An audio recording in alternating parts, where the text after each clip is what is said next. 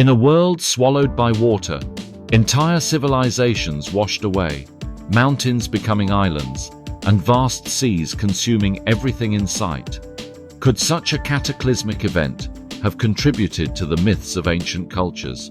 Or is there a shred of truth buried beneath the waves? Welcome to Ancient Civilizations, where today we delve into one of the most compelling mysteries in human history, the Great Flood. The story of a flood that wiped out humanity is not confined to the pages of the Bible. It resonates across cultures, continents, and millennia. From the Mesopotamian Epic of Gilgamesh to the Aboriginal tales of Australia, the echoes of this colossal event challenge us to rethink what we know about the past. Was the Great Flood a shared memory of an ancient catastrophe? Or did these stories arise independently, constructed by the fears and beliefs of early societies? Join us as we examine the evidence, the myths, and the profound questions they inspire. The story of Noah's Ark is one of the most iconic stories in the Bible. Found in the book of Genesis, it tells of God's decision to cleanse the earth of its evil through a flood, sparing only Noah, his family, and a pair of each animal. But have you ever wondered why this tale holds such a powerful hold on the human imagination? The story is not just a story of destruction, it is one of redemption and divine mercy.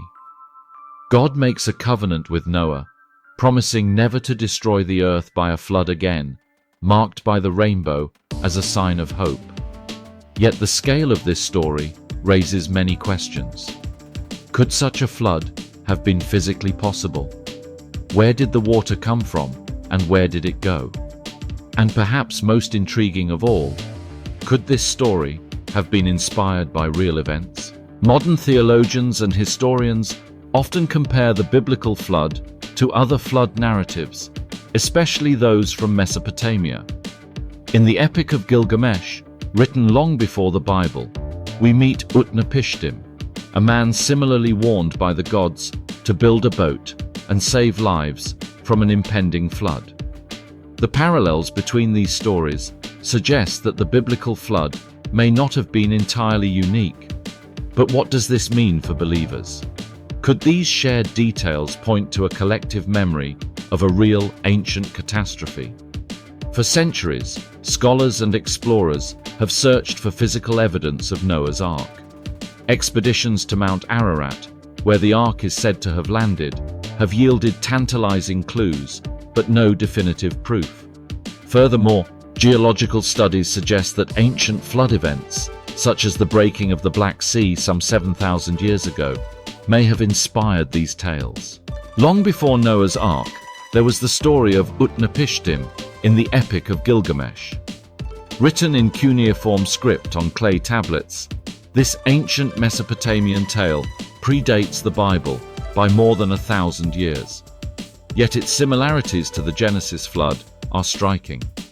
Is it possible that the biblical account was borrowed from Mesopotamian mythology, or do both stories point to a shared memory of a catastrophic event?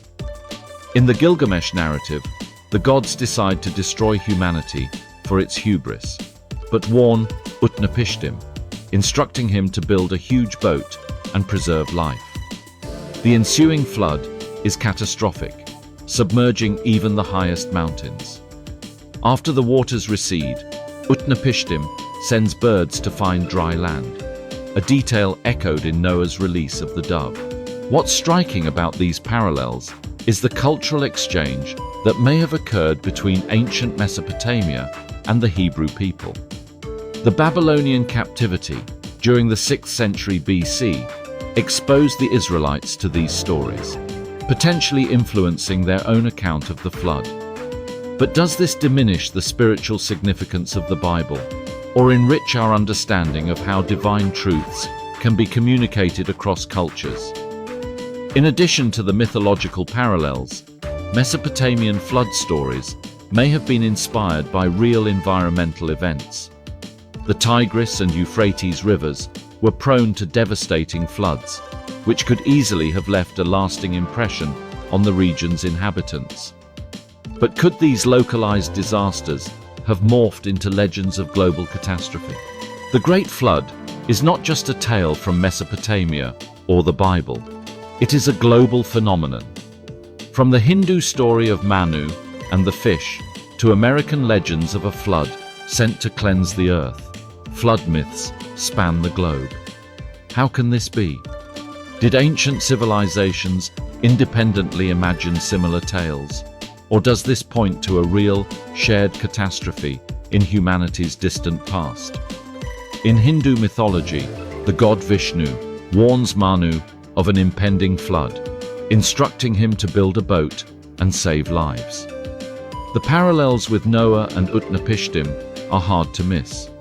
Similarly, in Chinese legend, a hero named Yu tames the floodwaters sent by angry gods, saving his people. Even in faraway Australia, Aboriginal stories tell of floods that reshaped the earth, often sent as divine punishment for human misdeeds. These stories not only reflect humanity's fears of natural disasters, but also reveal a deep belief in divine justice and renewal. However, some researchers suggest that they may preserve a memory of real ancient events. Rising sea levels at the end of the Ice Age, for example, would have submerged vast areas of coastal land, displacing early human communities. Could this collective trauma have been passed down through oral traditions, becoming the flood myths we know today? But why do so many flood myths feature divine intervention? Could ancient people have interpreted these natural disasters as messages from the gods, or were they simply using history to explain the unexplainable? Science offers compelling insights into the possible origins of flood myths. Geological evidence shows that catastrophic floods have occurred throughout history. For example, the Black Sea flood theory suggests that a massive flood some 7,000 years ago transformed the freshwater lake into the saltwater sea we know today. Could this event have inspired the stories of Noah and Utnapishtim? Another fascinating example is the Missoula floods, which occurred during the last ice age. As glacial dams broke, they released torrents of water that reshaped the landscape of North America. Although far removed from the Near East, these events demonstrate how floods can leave a profound mark on human memory and geography. Modern archaeology also provides intriguing clues.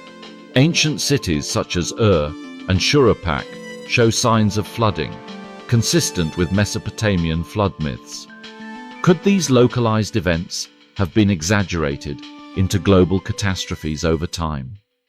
What about the role of oral tradition in preserving these stories for thousands of years? However, some skeptics argue that the lack of consistent physical evidence for a worldwide flood refutes these myths.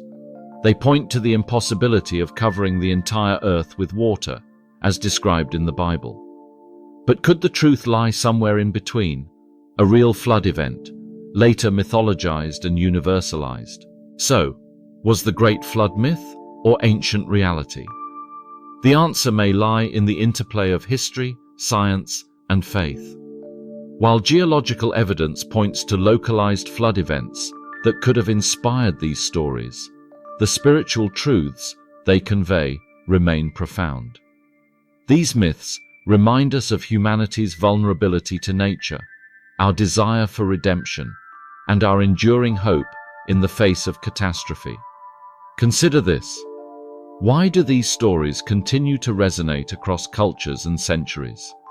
Perhaps it's because they speak to something universal: the fragility of life, the power of renewal, and the search for meaning amid chaos.